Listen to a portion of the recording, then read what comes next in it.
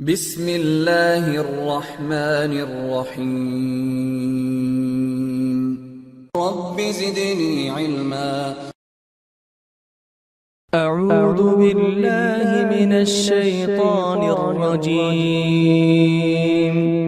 بسم اللہ الرحمن الرحیم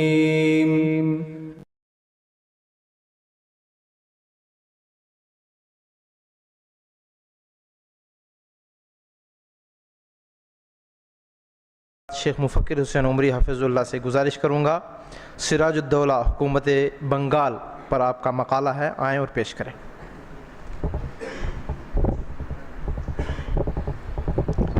السلام علیکم ورحمۃ اللہ وبرکاتہ۔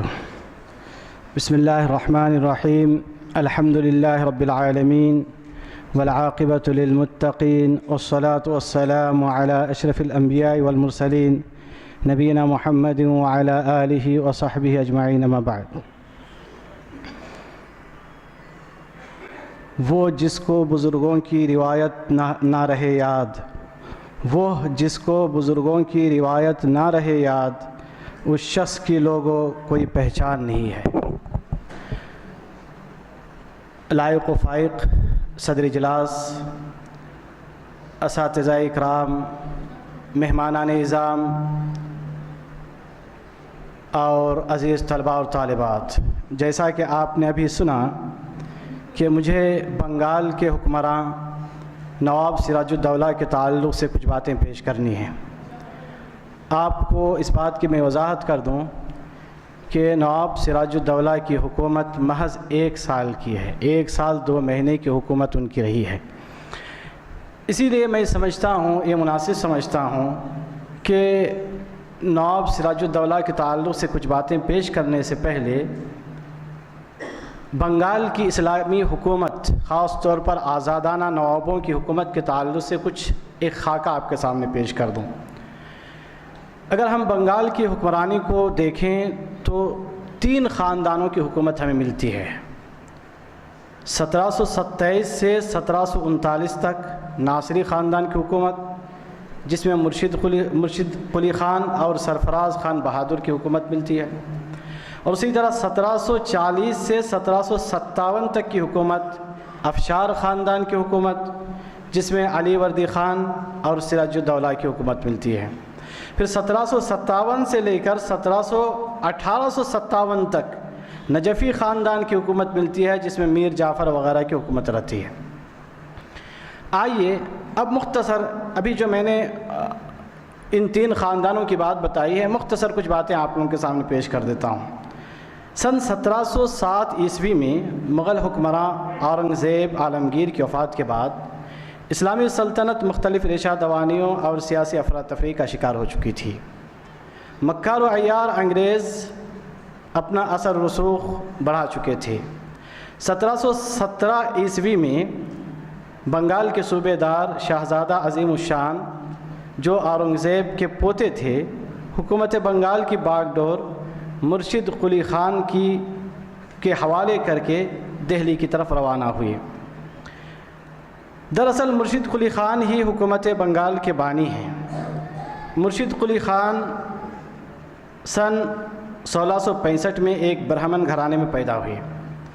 اسلامی تعلیمات سے متاثر ہو کر حلقہ بگوش اسلام ہوئے۔ مرشد قلی خان نے حکومت بنگال کو خوب ترقی دی، بلکہ شہر مرشد آباد کو انہوں نے ہی آباد کیا، بسایا، اور انہی کے نام سے یہ شہر آباد ہے، اور جس کو انہوں نے بنگال کا دارالحکومت قرار دیا۔ 1727 عیسوی میں مرشد قلی خان کی وفات کے بعد سرفراز خان بہادر بنگال کے حکمراں بنے، اور 1739 تک وہ حکومت کرتے رہے۔ 1740 عیسوی میں نواب علی وردی خان مہابت جنگ نواب بنگال کی حیثیت سے حکومت کی باغڈور سنبھالی۔ ان کے دور حکومت میں انگریزوں کے اثر و رسوخ کچھ زیادہ ہی بڑھ گئے تھے، اور ایسٹ انڈیا کمپنی کے بیجا مداخلات بھی بہت زیادہ بڑھ گئے تھے۔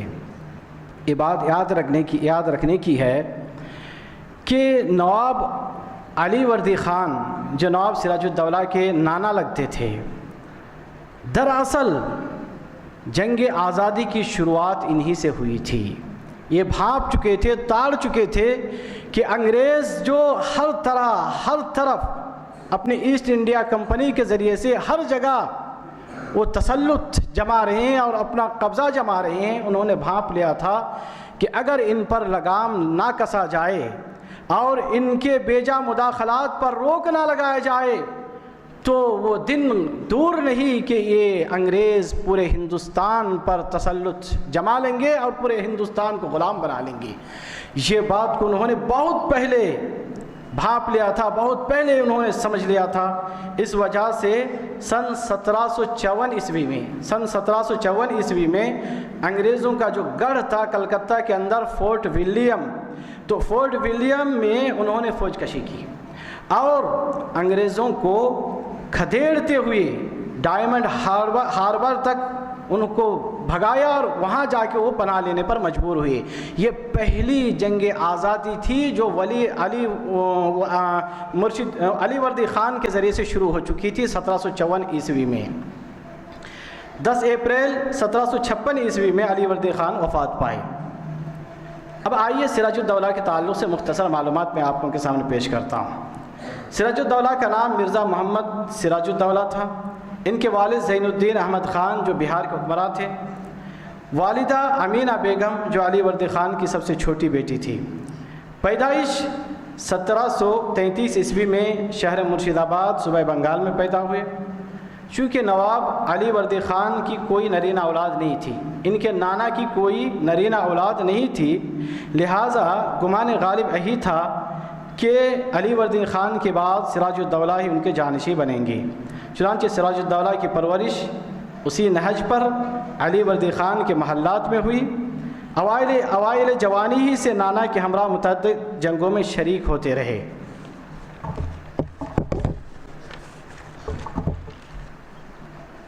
सन 1752 ईस्वी में नवाब अलीवर्दी ख़ान ने बाकायदा सरकारी तौर पर सिराजुद्दौला की जानशीनी का ऐलान कर दिया। सन 1756 ईस्वी में अपने नाना अलीवर्दी ख़ान की वफ़ात के बाद महज़ 23 साल की उम्र में मसनद खिलाफत पर बराजमान हुए। बस 23 साल की उम्र थी जब ये नवाब बने। नातजुर्बाकार नवाब को बेशुमार मसाइल दरपेश थे। सबसे बड़ा ख़तरा ईस्ट इंडिया कंपनी का था। सबसे बड़ा ख़तरा ईस्ट इंडिया कंपनी का था जो बंगाल में अपना कदम जमा चुकी थी। कलकत्ता में फोर्ट विलियम की दीवारें ऊंची कर रही थी और मजबूत कर रही थी। कस्टम ड्यूटी में चोरी के मुजरिम पाए गए और बंगाल के कुछ अफसरान जो रियासती ख़जाने में खुर्द बुर्द के मुर्तकिब हुए थे, ईस्ट इंडिया कंपनी ने उन्हें पनाह दे रखी थी। ये सारी कार्रवाई ईस्ट इंडिया कंपनी की तरफ से हो रही थी, लिहाजा ज़रूरी था कि उन्हें सबक सिखाया जाए। चुनांचे नवाब सिराजुद्दौला ने अंग्रेज़ों के ख़िलाफ़ लश्करकशी की और शिकस्त फाश देते हुए बहुत सारे मुजरिमीन को कैद कर लिया।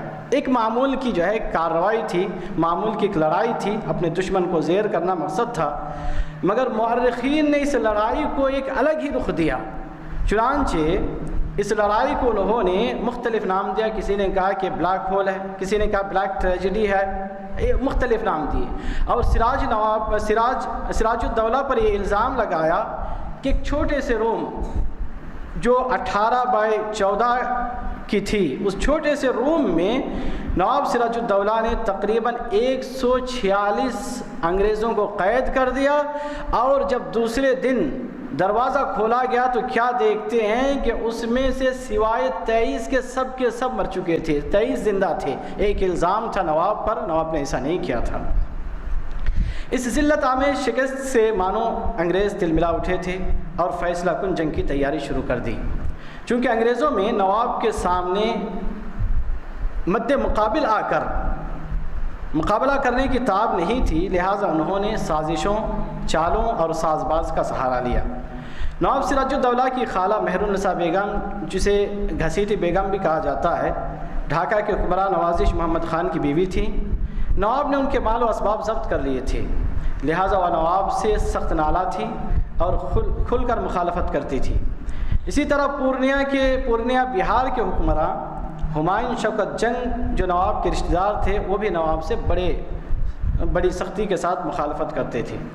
انگریز نے سب سے پہلے انہی لوگوں سے رابطہ کیا، انہی لوگوں سے سب سے پہلے رابطہ کیا اور حرص و حوث اور لالچ دے کر ان ساروں کو اپنا ہمنوا بنایا۔ سراج الدولہ کی فوج میں اہم قائد میر جعفر تھے، جو سراج الدولہ کے خاص رشتہ دار تھے۔ انگریزوں نے میر جعفر کو حکومت و سلطنت کا لالچ دے کر اپنے ساتھ کر لیا تھا۔ اپنی پرانی چال پھوٹ ڈالو اور حکومت کرو کے ذریعے جب مطمئن ہو گئے تو نواب سراج الدولہ کے خلاف لڑنے کے لیے میدان کی طرف پیش قدمی کی۔ نواب سراج الدولہ کو جب انگریزوں کی پیش قدمی کا علم ہوا تو منہ توڑ جواب دینے کے لیے ایک لشکر جرار کو ساتھ لے کر، جو ہر طرح کے جدید اسلحے سے لیس تھا، پلاسی کی طرف روانہ ہوئے۔ پلاسی کی طرف روانہ ہونے سے پہلے ایک قابل فوجی کمانڈر جن کا نام میر مدن تھا، انہوں نے مشورہ دیا نواب سراج الدولہ کو کہ انگریزوں سے جنگ لگنے سے قبل جو آستین کے سانپ ہیں ان کو ٹھکانے لگائے جائیں، مگر چونکہ میر جعفر نے قرآن پر ہاتھ رکھ کر قسم کھائی تھی اور وفاداری کا یقین دلایا تھا، نواب ان کی چالوں کو سمجھ نہ سکے۔ پلاسی کی جنگ، نواب کی جو شہرت ہے، نواب سراج الدولہ کی جو شہرت ہے، اسی پلاسی کی جنگ سے ہے۔ پلاسی مرشد آباد سے 30 اور کلکتہ سے 70 میل کے فاصلے پر موجودہ ندیا ضلع کے بھاگیرتھی ندی کے کنارے واقع ہے۔ 23 جون 1757 عیسوی میں نواب سراج الدولہ اور لارڈ کلائیو کی فوجیں پلاسی کے میدان میں مد مقابل ہوئیں۔ نواب کی فوج 53,000 جان بازوں پر مشتمل تھی، معمولی فوج نہیں تھی، بڑی فوج تھی، 53,000 افراد پر مشتمل تھی، جبکہ انگریز کی فوج محض 3,000 نفوس پر مشتمل تھی اور 3,000 میں بھی 2,500 ہندوستانی لوگ تھے۔ غور کرنے کا مقام ہے کہ انگریز کی فوج محض 3,000 پر، اور وہ 3,000 میں سے 500 انگریز تھے، باقی سب کے سب کیا تھے؟ ہندوستانی لوگ تھے۔ اور نواب کی فوج میں آگ اگلنے والی 50 پر 3 توپیں تھیں، جبکہ انگریز کے پاس محض 12 توپیں موجود تھیں۔ یعنی کوئی مقابلہ ہی نہیں تھا، انگریز اور نواب کا کوئی مقابلہ ہی نہیں تھا۔